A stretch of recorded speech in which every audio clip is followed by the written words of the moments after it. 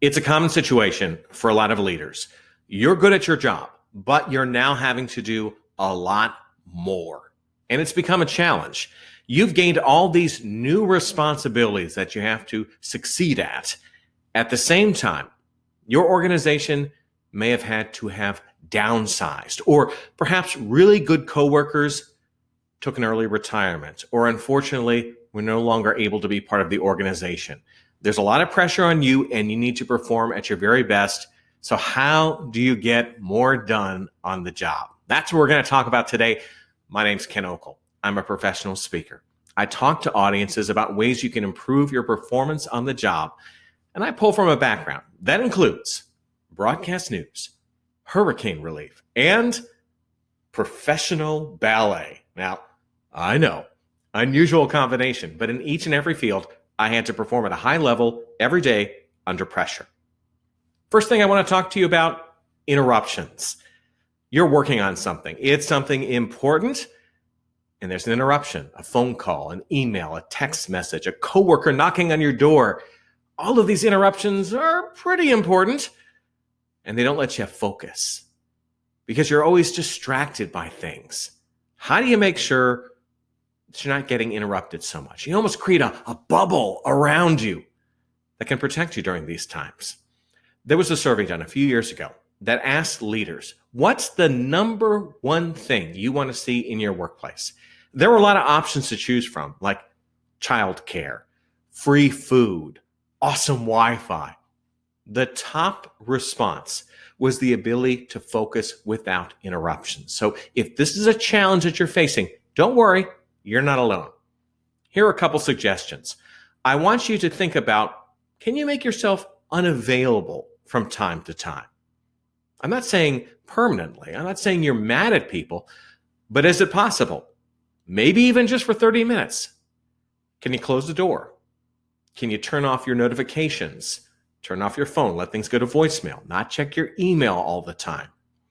Give yourself some time when you are able to focus, really focus on one task. 30 minutes, the world will probably not blow up in that time. Think about trying to do that. Sometimes people may even make it a little fun. Like when you're in the physical office, on your door, you put up a sign that says something like, training dragons, please come back later. That way people know, oh, okay, Ken's working on something. He needs to focus on it. That's why the door is closed. You may have trained people to think of you kind of like a 7-Eleven, a convenience store, where they can just come in, go all the time. Maybe you tell people, if the thing you're telling me about coming to me, interrupting me, is not urgent, can it wait till later in the day? Maybe think like a college professor, where you kind of have office hours, where you encourage people, hey, let's say 11 o'clock, bring me all the issues that may have come up in the morning. That way we can go through them all at once rather than me having to stop everything to address each one. Think about how you can create a little more time where you're protected from the distractions. Another thing you might want to try, let's say you're in a business and you have a nice conference room, and most of the time that conference room is empty. Maybe that's a place you go to for a few minutes. It's a little quieter. You're still in the office, so if someone needed to reach you, they could, but you're just in a different place. And maybe you start to train people to think, oh, when Ken's in the conference room, we don't necessarily bug him. I think good leaders have a lot of skills, and they often are able to work on a whole bunch of different things, but sometimes do they start to work on everything? Your job is not to do everything. Your job is to do the most important things in your job. So make sure you know what are those tasks that you need to be doing. Where should you be focusing most of your attention? What are those 4 to 5 things? Your attention needs to be on them. It can't be a list of 20. A list of 20 tells me you're a little unfocused. You're having to do too many things. Really try to make sure you're focused on those big picture things and you're spending a lot of your time on them. Let's say, though, your schedule still has a lot of other stuff on it, little things. Consider, are you still the best person to be doing this task? Can it be passed off to someone else? Is your expertise really at the level where you're good at it. For instance, I'm pretty good at spreadsheets, but I'm not an expert.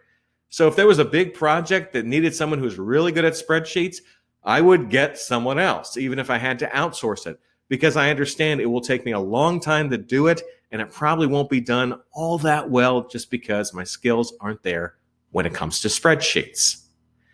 Also, as I kind of alluded to, outsourcing. Are there things that just take up a lot of time that don't necessarily help you that much? Things you maybe need to do, can you outsource those? In some cases, the outsourcing may involve automation. You pay someone, they do something, and all of a sudden it's done. You don't have to worry about it anymore other than paying the invoice every month. I'm guessing that you're probably one of those leaders who has a very busy schedule.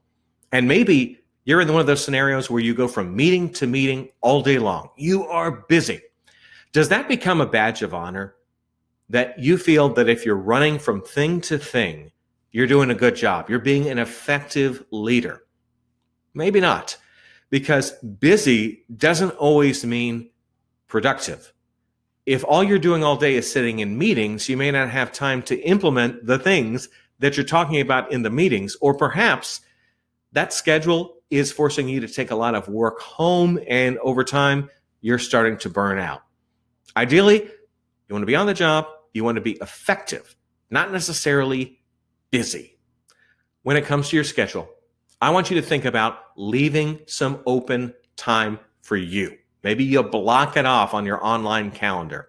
Certain times that you give yourself so you have a chance to focus on your important work, you're able to get things done, and you're able to protect that time. So not too many meetings can be scheduled in that area. Now, I understand there are exceptions to everything, but it's good to build in every day, maybe just a half hour that is always blocked off, that you know you have that time.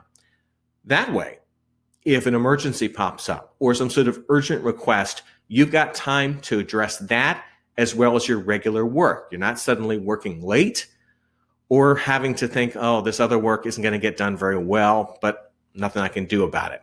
Redefine how you think about busy in your schedule. Final thing, it's kind of obvious. We talk a lot about work-life balance, but very often the life part kind of gets forgotten. Make sure that you are spending time on the life part, that you're not letting work become all of your life, that you do set some boundaries for, hey, after this time, I'm not going to check my email. I'm not going to answer any phone messages unless it's an emergency. But you're really going to protect yourself so that you're able to come into the job the next day feeling refreshed and ready to go and not starting to resent what you're doing. Hope you've enjoyed this presentation. For more about me, go to my website, kenokel.com, just like my name. Want to send me an email, tvguy@kenokel.com. Now, what's up with the email? Years ago, I worked in TV news. And when someone would recognize you in public, they would want to say hi, but they wouldn't remember your name. So they would just yell out things like, hey, TV guy. And of course, if you want to connect with me on these social channels, they're right there. All are under my name, Ken Okel. I understand. You feel like you need to get more done at work. Sometimes if you step back, apply some strategy, you will achieve that goal and maybe have a lot more fun on the job. I'm Ken Okel. Take care.